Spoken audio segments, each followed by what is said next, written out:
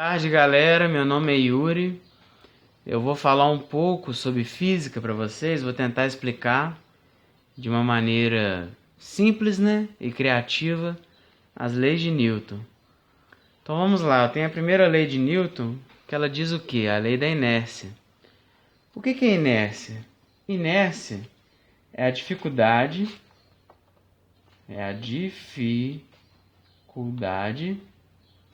de fazer um corpo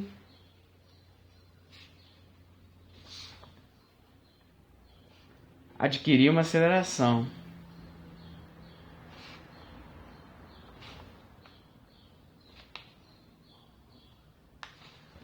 Pensa bem, gente. Vamos supor que aqui eu tenho uma moto, ó. Eu tenho uma moto, né? Aqui tá o guidãozinho da moto. E eu tenho um caminhão. Beleza. Esse aqui é a moto, esse aqui é o caminhão. O que acontece? Qual corpo que é mais fácil eu tirar do lugar? É a moto, não é? Por que é a moto? Porque a moto, que a inércia da moto é menor do que a inércia do caminhão. Ou seja, a inércia, de uma certa forma, seria a massa do veículo, a massa do corpo. O caminhão ele tem mais massa, a massa do caminhão é maior que a massa da moto, né? Então é mais difícil tirar o caminhão do lugar do que a moto. Quanto maior a massa do corpo, maior massa vai nos resultar em maior inércia. Beleza. O que acontece? Agora eu vou falar sobre a segunda lei de Newton. Segunda lei de Newton, todo mundo conhece o quê? Força é massa vezes aceleração. Todo mundo conhece a segunda lei de Newton dessa forma. F é igual a ma. Só que é o seguinte, em questões de concurso, em questões de vestibulares no Brasil afora, eles podem muito bem virar e perguntar para você, né, estudante, que está tentando entrar na universidade, na faculdade, pode muito bem perguntar como Newton chegou nessa fórmula. Força é massa vezes aceleração. Essa fórmula brotou do céu? Não. O que acontece? A gente sabe da física que momento é igual a massa vezes velocidade. O que é momento? Momento é a quantidade de movimento do corpo. É a quantidade de movimento que esse corpo faz a partir de uma velocidade v. Beleza, então Newton, né, pensou o seguinte, que a força seria a derivada do momento no tempo. Mas aí que entra uma grande questão. Tipo você, aluno do ensino médio, não sabe o que é derivada. E agora, como que a gente vai fazer? Eu vou explicar. Derivada, esse D aqui vem de derivada. O que é derivada? O que é derivada? A derivada, que o símbolo dela é D, é uma taxa de variação,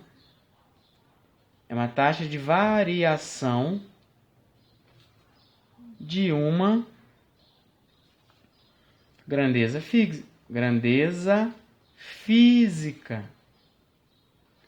Como assim? É o tanto que uma grandeza física varia no tempo, por exemplo, né? É o tanto que a grandeza física varia no tempo, por exemplo. A velocidade. A velocidade é a variação... A velocidade nada mais é que a variação da posição no tempo. Beleza? Variação da posição no tempo. Então esse símbolo delta, ele indica pra gente o quê? Variação. Derivada nada mais é que uma variação. Então, em vez de escrever ΔS sobre ΔT, você vai escrever que a velocidade é ΔS sobre ΔT. Isso é uma variação. Beleza, voltando ao assunto. Deixa eu pegar uma outra folha aqui. Ajustar a câmera. Beleza. Força é a derivada do momento no tempo. Mas o que eu falei que era momento mesmo, gente?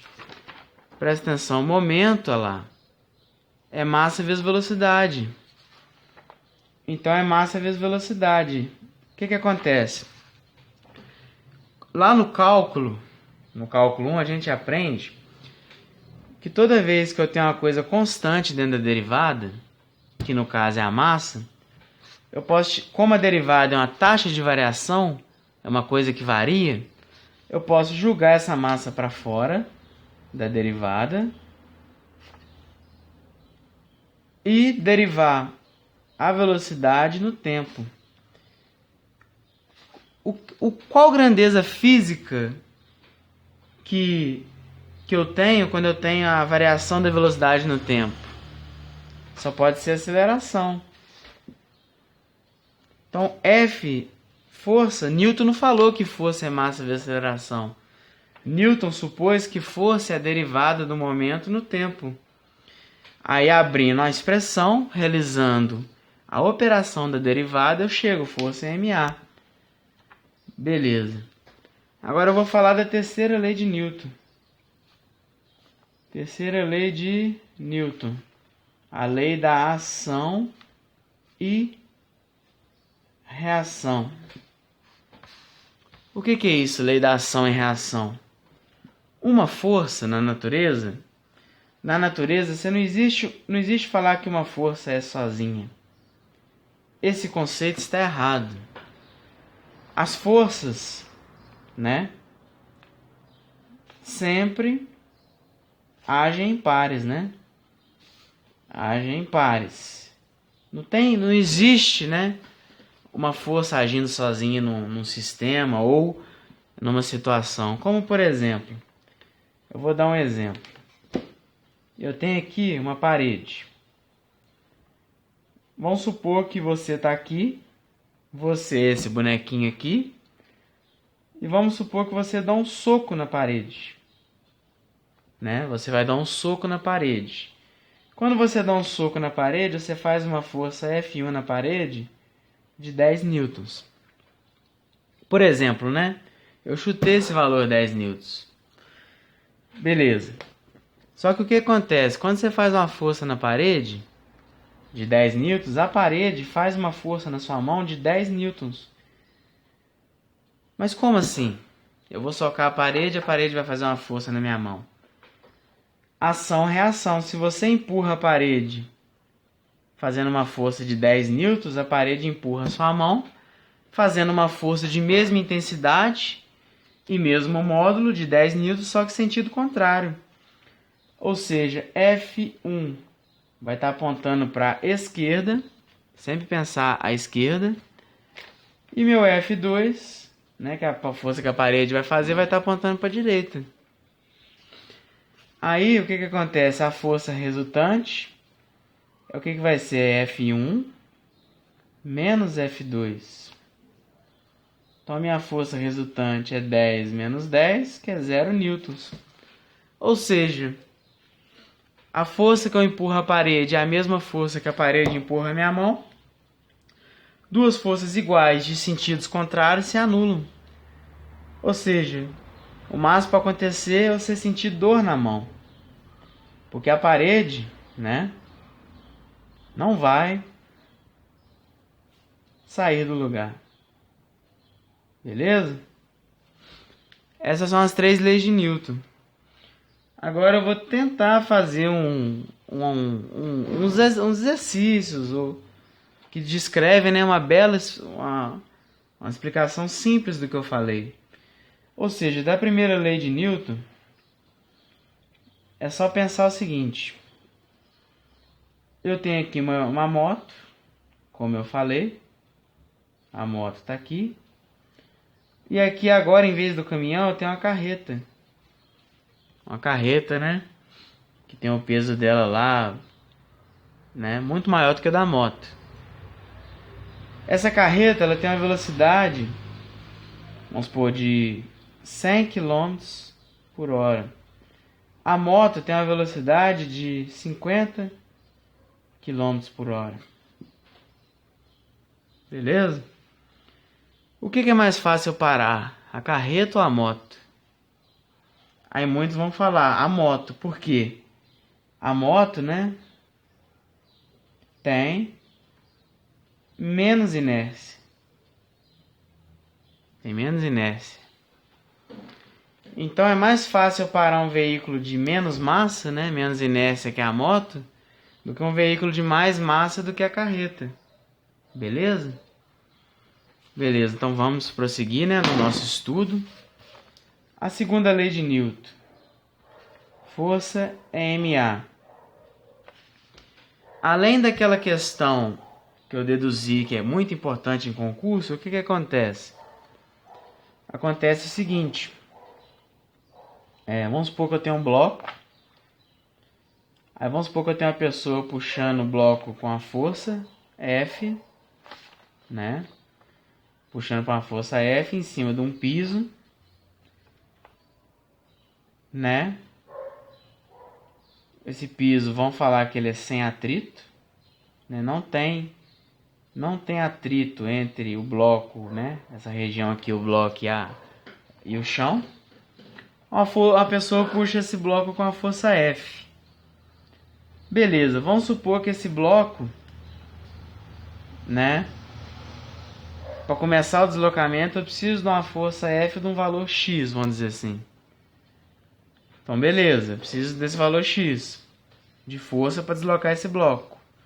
O que é isso? A força de 1 Newton, né? Eu preciso gastar 1 Newton para deslocar 1 kg a 1 metro por segundo ao quadrado.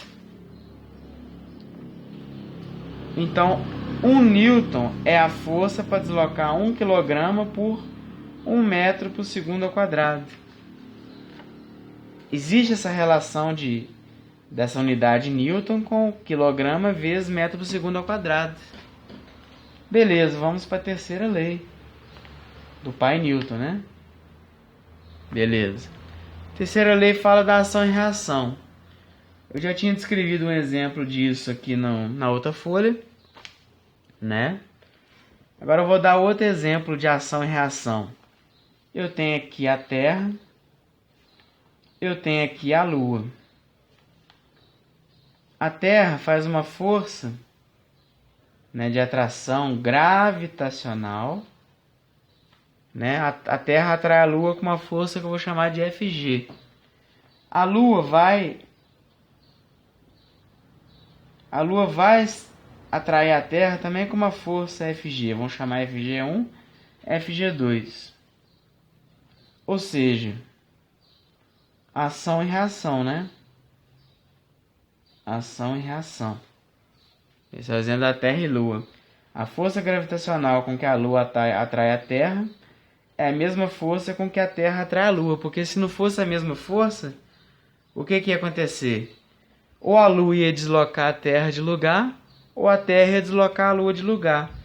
Aí o que ia acontecer com o nosso universo? Ia virar uma bagunça. Ia virar uma situação muito doida, né? Pois bem. Aí outro exemplo aqui, quer ver? Deixa eu pensar.